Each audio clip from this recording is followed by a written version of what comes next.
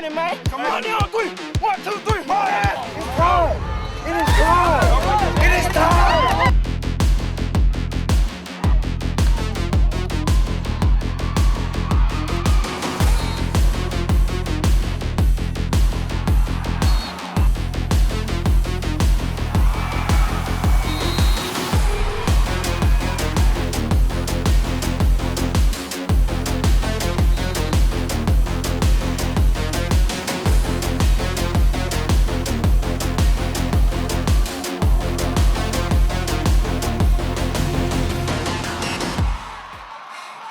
Battle of the Preps begins with our Week 2 big game as voted on by the fans. It was Central in their home opener against White Station.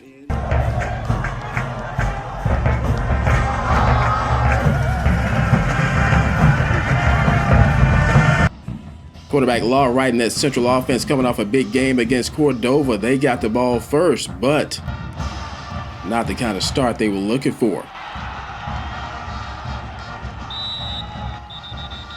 The bad snap led to a scramble for the football, and on the bottom of the pile, the Spartans had it deep in Warrior territory. The recovery by White Station led to this. Ronquarius Lukes, one of the most elusive players in the area, making something out of nothing.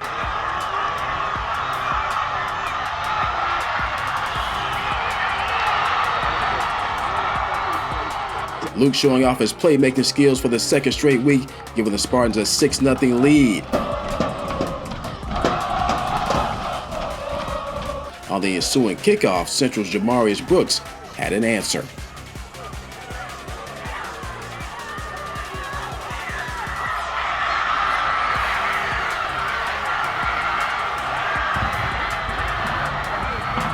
Brooks with an 86-yard house call at the beginning and one of the most sensational Friday night performances. You'll see more on that in a moment.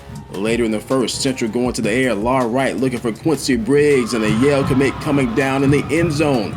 Central up 14-6. And they were just getting started, led by Jamarius Brooks. Every time he touched it in the first half, something good was happening. Brooks following up the kick return with a 50-yard scamper.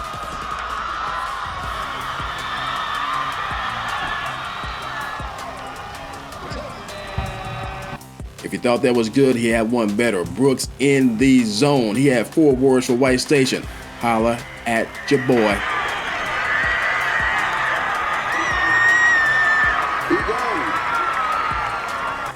76 yards to the paint. Brooks 3 touchdowns. We were still in the first quarter as Central took a commanding 28-6 lead. Second quarter, White Station would battle back. Braylon Ragland, coming off a tough debut against Melrose, found his groove in this one. Ronquarius Lukes in the back of the end zone, his second touchdown.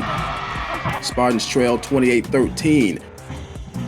Later in the second, the Spartans just couldn't stop Brooks. He was still running. Another big game gave the Warriors another scoring opportunity. But just when this looked to be all Central, the Spartans stepped up. Shamari Covington, 2 words, give me that. Covington the pick in the end zone, and he was gone. 100+ yards, pick 6. The big play put the Spartans right in it.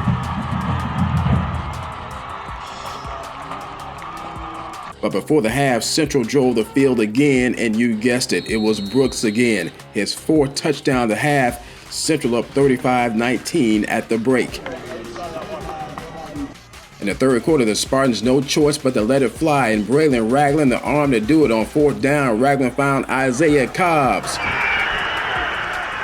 Touchdown, Spartans. But not so fast. Flag on the play. Holding penalty took the touchdown off the board. White Station, though, would soon get another chance. Another bad snap for Central. This one on 4th down, and the Spartans had great field position, and Ragland and Cobbs went back to work. This time, it was stand.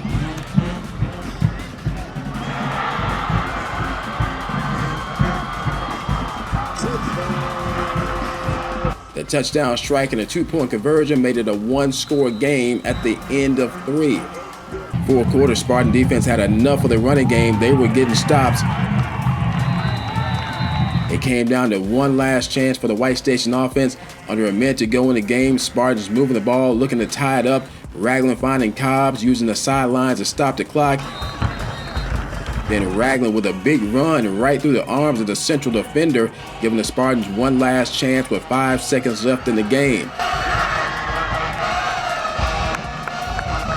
They need a Hail Mary, but the central defense had one play left.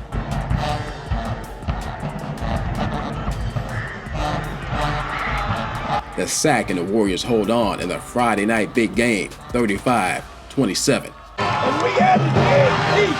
We had to dig deep. And I cannot tell how Raleigh got that done. That was all heart. All heart.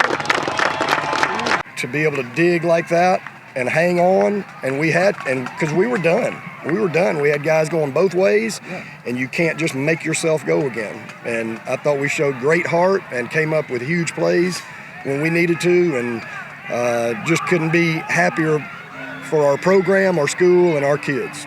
What do you call them, big dog? What'd you say? If I drop it, do it again. On Thursday night, Arlington was back in action after their opening season loss to MUS. Their opponent East in the same boat after being blown out by Fairleigh. Wants the football, right?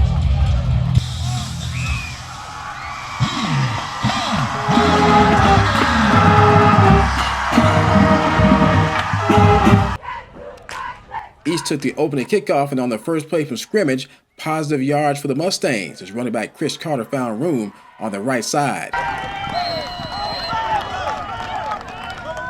But from then on, the Mustang running game going the wrong way. Bottled up by the Tiger defense. Yeah, look at those Tigers!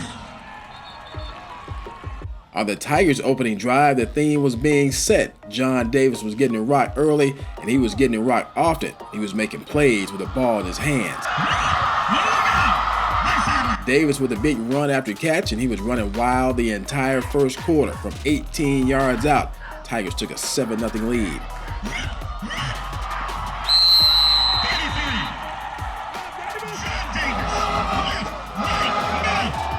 Ensuing kickoff, Arlington with plans to put the game away early.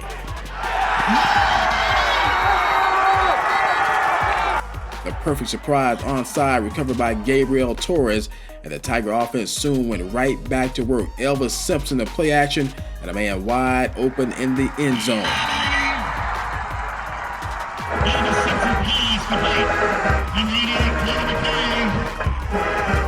Tigers up 13-0, and John Davis, his nickname is Juice, and he was on the loose.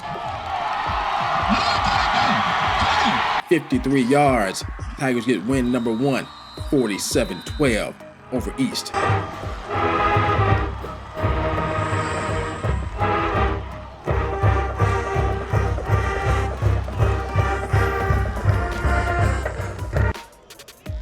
In a much more competitive game on Thursday, it was Bolton and Raleigh-Egypt. The Wildcats lost a season opener in a wild overtime game against Craigmont.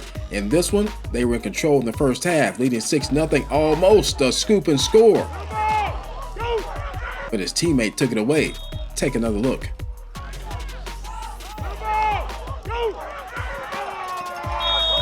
While the defense may have missed an opportunity to score, the offense would not. Kyron Hurd found the end zone from 15 yards out to give Bolton a 2-score lead.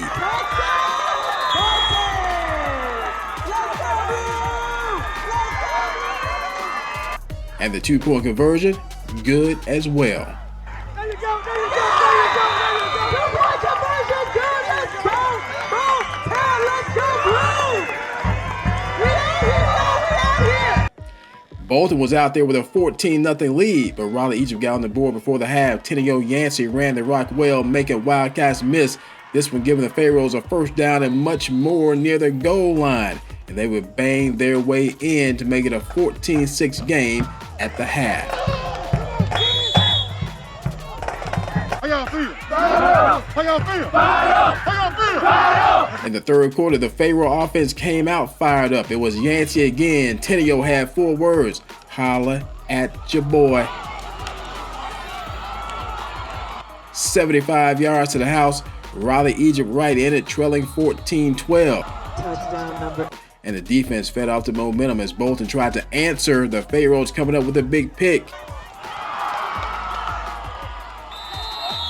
Bolton, though, would bear down on defense and get the ball back, forcing a punt.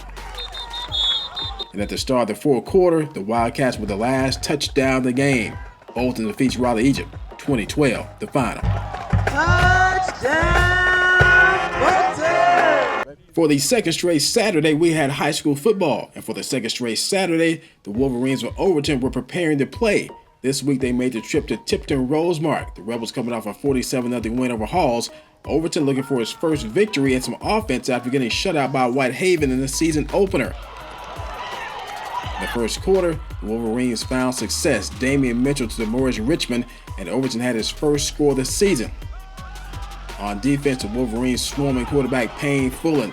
The early sack, and the Wolverines would get the ball back. And the blue and white skies meant more blue and white offense. Wilbur Jackson had a night. Overton going back to the end zone, his first touchdown. The Wolverines led 14-0. Later in the second quarter, TRA would finally answer on this play. The touchdown toss made it 14-7.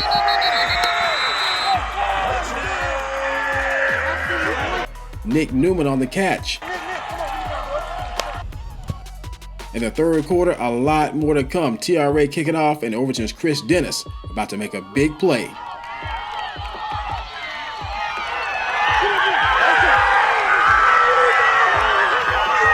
Dennis wouldn't be denied. Overton turned up. But it wasn't over yet. TRA in his first drive of the second half. Painful, and the quarterback taking matters into his own hands, thrown down hard. A few plays later, Fullen, hard to stop, on his way to the end zone. Rebels bringing it right back to a one-score deficit. This will be a third quarter shootout. Both teams making play after play, and they were impressive, like this connection from Damian Mitchell to Wilbur Jackson. Somehow coming down with this ball in the back of the end zone. Take another look. Jackson in traffic. That's a prime time play. But back came the Rebels again. Tyler Bird, one of the top basketball players in the area, showing off some football skills.